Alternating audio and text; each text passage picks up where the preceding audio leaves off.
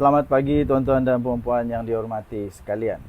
Nampaknya aura pilihan raya negeri Sabah semakin menghampiri.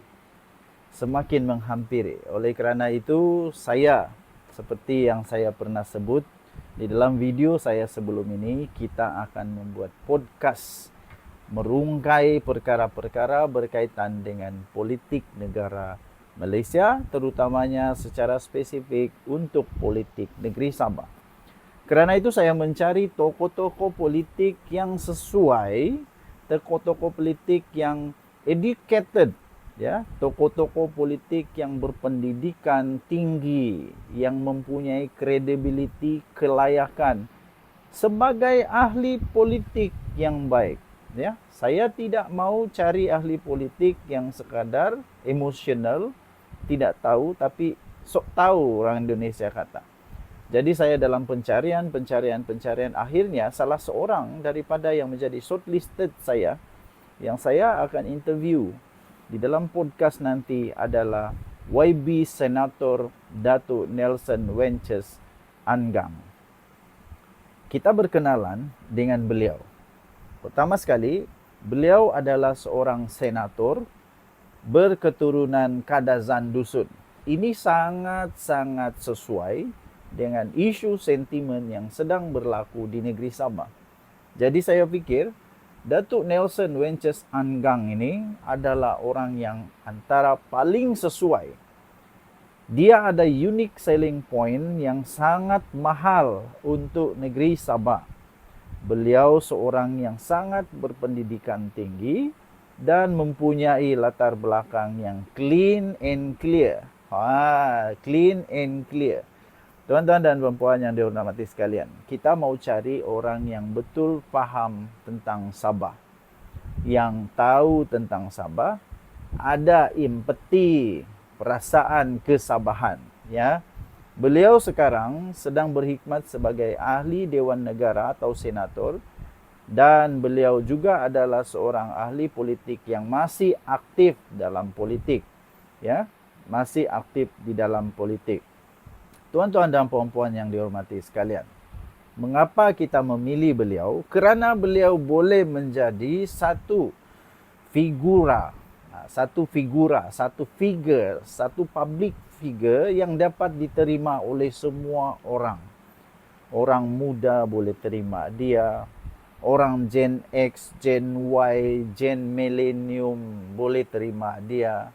Malah dia turut dapat masuk di dalam golongan ini kerana beliau bukan terlalu tua, bukan juga terlalu muda, di tengah-tengah. Dan beliau boleh menjadi satu figura contoh teladan bagi anak-anak muda sekarang.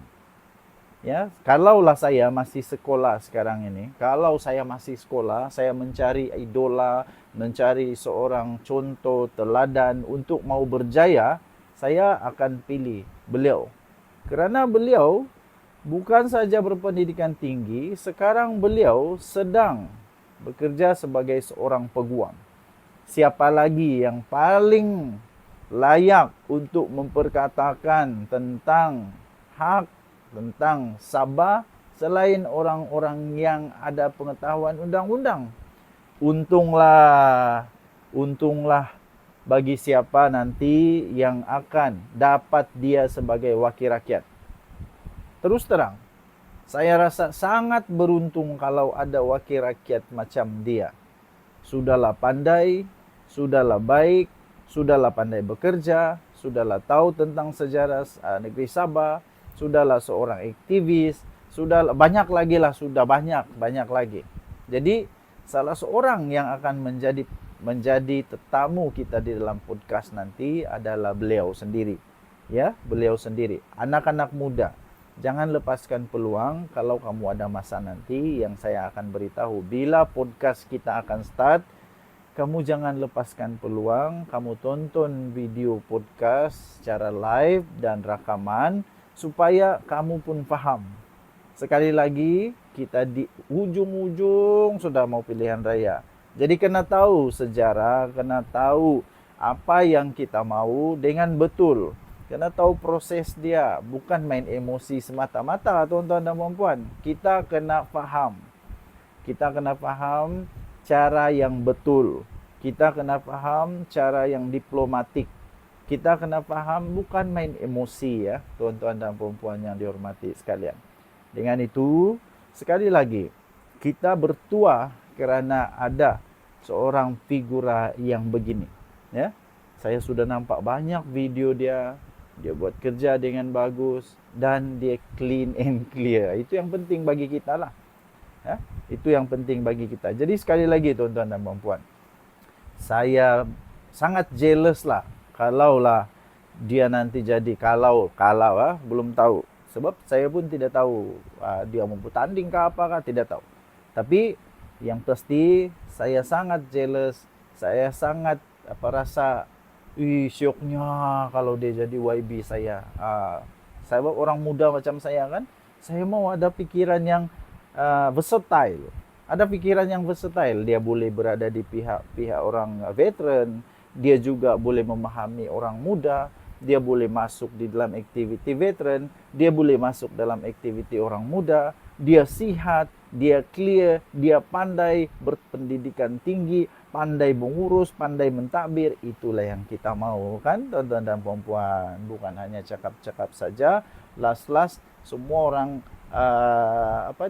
semua orang jadi tukang cakap saja, tukang buat kerjaan dada. Itu kita mau. Okey, sekali lagi, salah seorang yang kita akan panggil nanti sebagai tokoh di dalam Sabah yang kita akan panggil, kita akan dengar penjelasan ialah daripada seorang yang cukup hebat, yang pasti berbaloi lah untuk kita panggil, ialah Nelson Wences Angang. Saya salut dengan orang ni. Saya salut dengan senator ni, memang terbaik.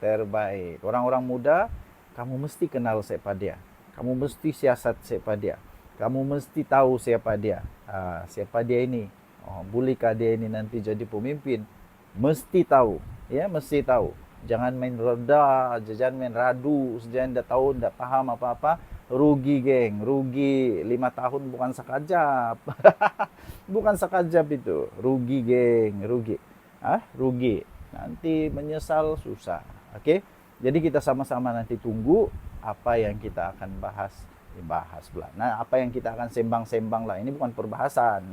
Kita akan sembang-sembang secara santai bersama dengan saya, bersama dengan teman-teman, bersama dengan YB Senator Datuk Nelson Wences Angang. Okey, tunggu nanti pemberitahuan. Hebat tidak hebat orang ni? Luar biasa. Sangat hebat. Saya mau jadikan dia idola lah. Saya mau jadilah. Mau jadi peguam lah kalau begini. Mau jadi peguam lah. Masalah dia sudah terlambat. Sudah terlambat untuk saya jadi peguam. Jadi tidak apalah. Tidak dapat jadi peguam pun, ada kawan peguam pun jadilah. Jadilah. Ada orang yang jadi peguam dan boleh buat kerja untuk saya pun jadilah. Jadi jangan salah, siasat, kenali, dan barulah buat keputusan. Tinggalkan komen.